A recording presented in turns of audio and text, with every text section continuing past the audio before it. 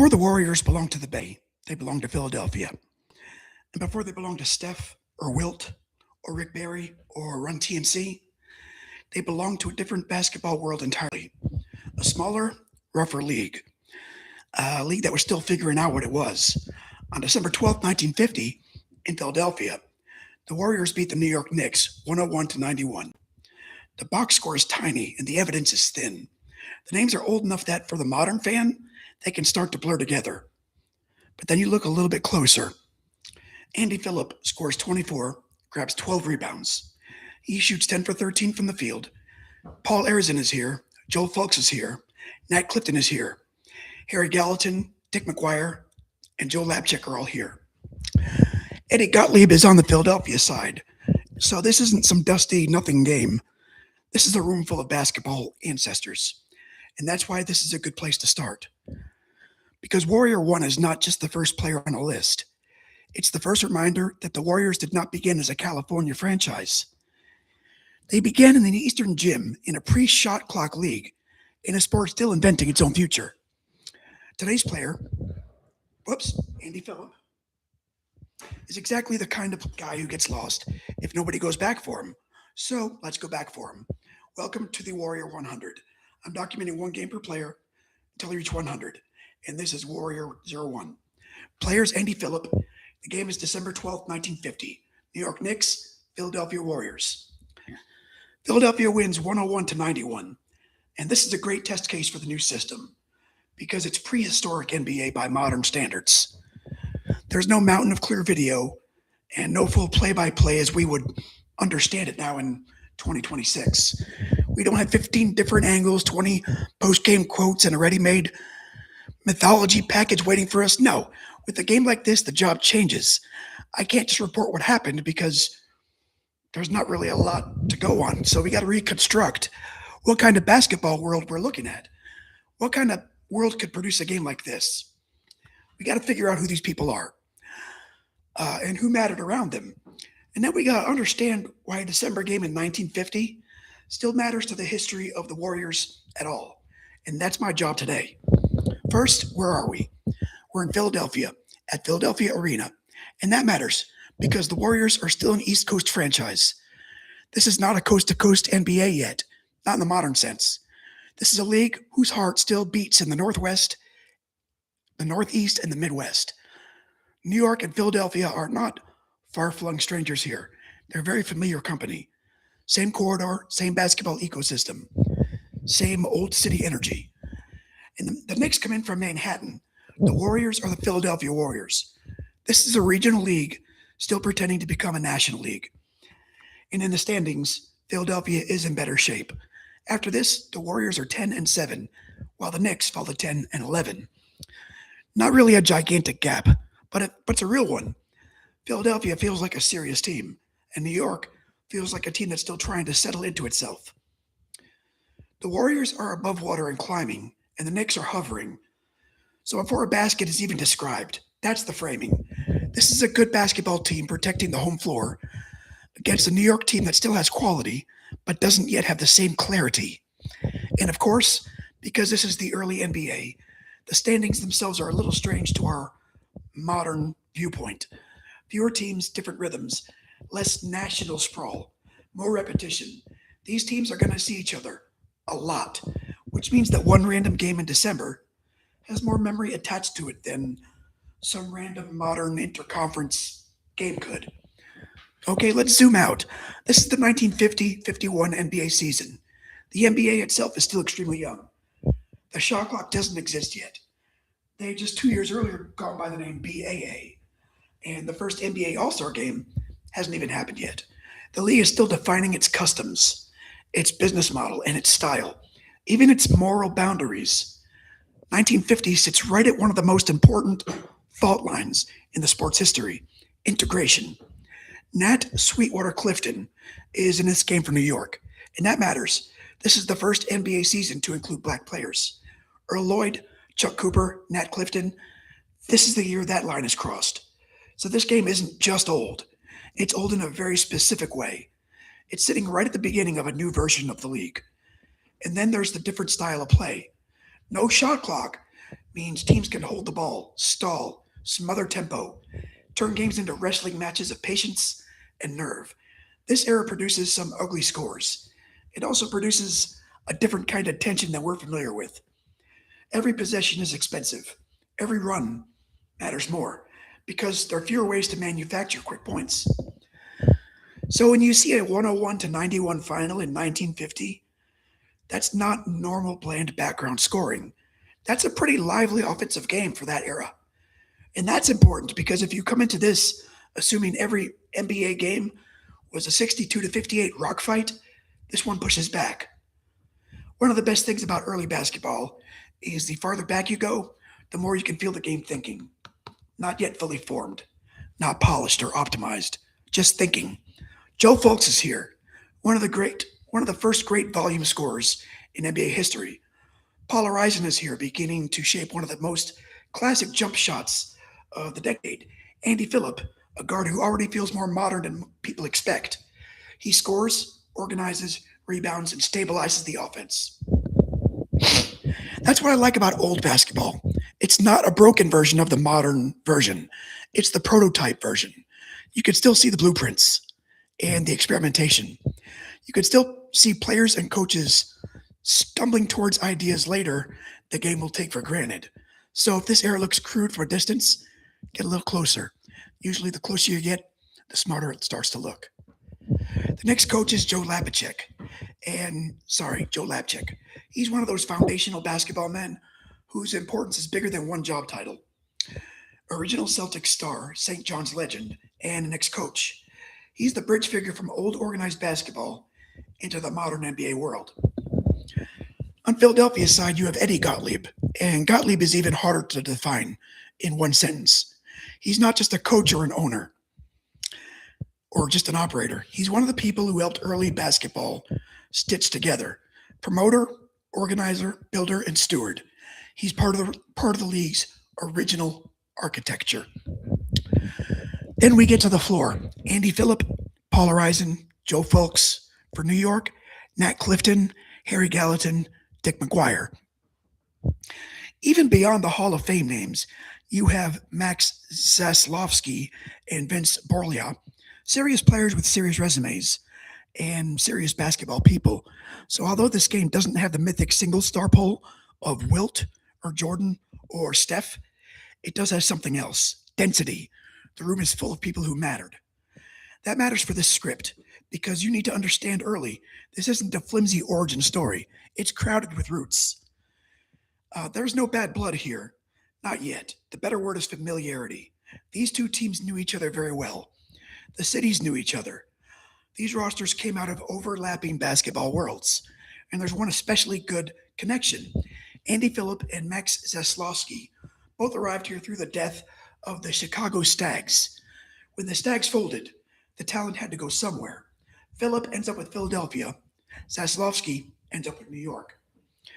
That's a perfect NBA detail from the early part of the league because it reminds you how fragile it still was. Franchises were still disappearing. Talent was redistributed regularly. Rivalries were built partly from collapse. Then there's a broader family tree. Lapchick comes out of one basketball lineage, and Gottlieb comes out of another. Clifton's story matters to integration history. McGuire is a New York basketball lifer. Fulks and Arizin represent different phases of the Warrior scoring identity. Everyone's connected to something older than the box score. So this isn't just Knicks versus Warriors. It's one branch of basketball history leaning into another branch and seeing what survives. And because this is 1950, there's another truth to tell. The early NBA was not just young and charming and inventive. It was also vulnerable. The league was still small enough, loose enough, and underbuilt enough that gambling and point shaving anxiety was already in the air. This era is close to scandal, manipulation, and close to the sense that the game is still trying to build a defense against corruption while also trying to sell itself as a legitimate sport. That doesn't mean the game is tainted. I wouldn't imply that directly. What it does mean is when you go back to this era, innocence isn't the right word. Youth is right, but not innocent. The league itself is becoming itself under pressure. social, financial, and ethical. And that makes the whole thing more interesting, but also a lot less comfortable. That's honestly probably the best way to talk about any origin story. Now, to the man himself. Andy Phillip is born in Granite City, Illinois in 1922. He became a standout player there, then went to the University of Illinois, where he was one of the stars of the famous Whiz Kids teams. He was a tremendous college player, not just good, not just notable, but one of the elite players in the country. Then the war interrupted everything. Phillip served as a Marine officer in World War II. He saw combat in Iwo Jima. That's worth sitting with for a minute. A lot of early pro athletes have biographies that feel denser than modern ones because they had to cross through bigger national events on the way to their career. Phillip's one of those guys. After the war, Phillip returns to basketball, becomes a professional with the Chicago Stags, and establishes himself as one of the best lead guards in the game. Then the Stags fold. When they do, Philadelphia gets him, and that's how Andy Phillip enters Warriors history. Not as a homegrown kid or as a draft day future, but as a high level professional guard arriving out of institutional wreckage. By the end of his career, he's a 5-time All Star, 2 times assist leader, Hall of Famer. He's one of those players whose fame didn't survive at the same level as his importance. That makes him a pretty good Warriors one, honestly. I don't think December 12th, 1950 was the night Andy Phillip became Andy Phillip. That had already happened. What this game does appear to be is an early, clear demonstration of what he meant to this specific iteration of the Warriors. He's new to Philadelphia. He's in his first Warrior season after the Stags' dispersal. He's joining a franchise that already has some identity, but could still use a grown-up organizer. And in this game, he gives them exactly that. Efficient scoring, rebounding from the guard spot, structure, and a line that jumps out immediately, even through the fog of an old box score. 24 points, 12 rebounds, 10 for 13 shooting. That's not just a useful veteran night. That's an engine behavior. So maybe the best way to phrase it is this. The game did not make Andy Phillip, but it does show why Philadelphia would have felt pretty quickly he was one of the men holding the whole thing together. All right. Let's get down to the reconstruction because the box score is limited. The story has to come out of the quarter lines, the team totals, and the individual shooting. Philadelphia wins the first quarter 25-21. The Warriors turn around and take the second 22-17. So by halftime, they lead 47-38. That's the first important thing. This isn't a game where Philadelphia sleeps through the first half and then rescues itself late. They establish early. They build control in stages, and they don't blow New York off the floor, but they do shape the night. The Knicks make a push in the third. They score 30 in the quarter, but Philadelphia scores 29. So New York gets a little life there. But because Philadelphia already did their early work, that third quarter nudge is not enough to flip the game. In the fourth quarter, the Warriors close it 25-23. Final score is 101-91, and the statistics make the structure clear. New York shoots 29 for 86 from the floor. That's bad. Philadelphia shoots 35 for 76. That's not bad. That's the game. The Warriors are not just a little better, they're much more efficient, and they also dominate the glass, 55 rebounds to 37. So even if New York finds some points at the line, even if Vince Boriola has the hottest individual scoring game on either side with 26 points, the Warriors still control the deeper terms of the contest. Philadelphia just had better architecture. Andy Phillip leads the way with 24. Paul Arizin scores 17. George Sineski scores 17. Joe Fulks had 16. And that balance matters. This isn't one-man rescue ball. It's a functioning offense with multiple doors. For New York, the imbalance is pretty revealing, too. Borlia has 26. Max Zaslowski gets 17. Gallatin 9. Clifton 6. McGuire 7. There are names there. There's quality there, but the Knicks do not seem to have the same clean shared rhythm on this particular night. So if I were narrating this stretch in a final script, which I am, I would say it like this. The Knicks had the game's leading scorer. The Warriors had the better game. And sometimes that's your whole story. Now for Philadelphia, this game proved that the Warriors were more than one old scorer and Joe Fulks, and more than the promise of a young scorer like Paul Horizon. They had shape and balance. They had a guard who could make the whole thing feel less improvised. For New York, the result proved something almost opposite. They weren't fully formed yet, but they were dangerous enough to matter later, because this Knicks team wouldn't disappear. They would actually end up reaching the 1951 NBA Finals. And that's one of the fun little historical reversals here. On this night, Philadelphia looks more serious. Across the regular season, Philadelphia finishes better. But when spring comes, New York carries the deeper memory. So this game proves two things at once. Philadelphia is real, but New York wasn't finished. For a casual fan, I think the thing that might hook you is how recognizable the logic of the game here was.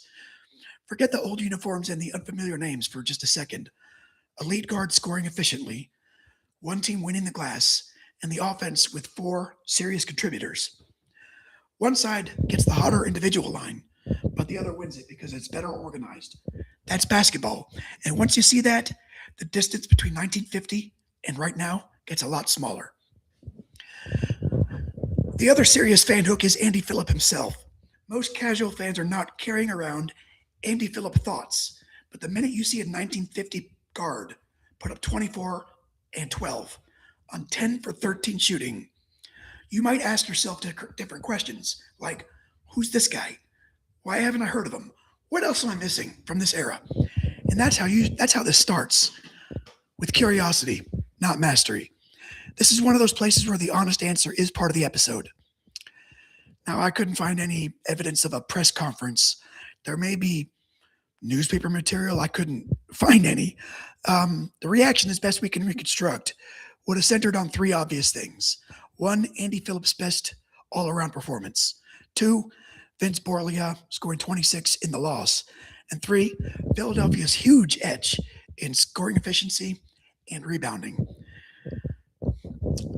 The aftermath is actually pretty good. Philadelphia goes on to finish 40 and 26, first in the East. That makes this game part of a real regular season case, not just some mid-table noise. But the Knicks don't vanish, far from it. New York finishes 36 and 30, and then makes a deep playoff run and reaches the 1951 NBA Finals. In fact, not long after this game, the Knicks and the Warriors keep running into each other. New York gets the better of the later meetings around Christmas, including overtime games. So this December 12th result is not the closing argument in their relationship. It's more like the opening chapter of a longer seasonal conversation. Then the twist.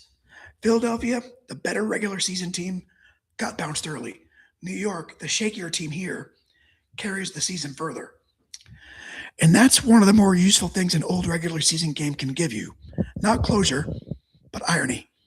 For Phillip himself, his career after this only gets stronger. He leads the NBA in assists. Then he does it again. He becomes the first NBA player to record more than 500 assists in one season and makes 5 all-star teams. Later, he helps Boston win the 1957 championship, and eventually, he goes into the Hall of Fame. So the larger life view here is not that this game has changed everything. It's that this game helps explain why his career became what it became. He wasn't an accident or a footnote.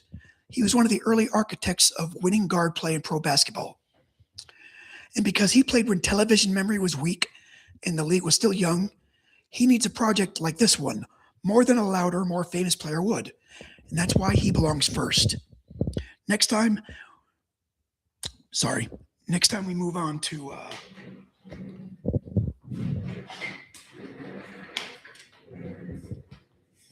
Astro 26, which is, where's Astro 26? Oh, 2 days from now, we're going to get to Golden State Warriors 2, George Dempsey. That means a new date, a new roster, a later version of the Warriors, another chance to watch this franchise mutate before it gets anywhere near California. Phillip's a good place to start because he shows you the wiring. George Dempsey is the one more piece of the structure that gets built on top of it. Okay, tomorrow's Astro 26, Denny Walling, okay? 1980 playoffs, Major League Baseball, Philadelphia Phillies. This has been Warrior 1, Andy Phillip, December 12th, 1950. A game with a thin box score and limited surviving detail. A game that looks at first glance maybe too old and too small to matter, but it does matter because it shows you the Warriors before the West Coast, because it shows you the NBA before the shot clock, because it shows you Andy Phillip is one of those players whose importance is larger than his fame, and because it reminds you basketball history does not begin when the footage gets good. It begins where the game starts to think. For this franchise, one of the best places to watch it think is right here. Thanks for watching. I'll see you guys next time.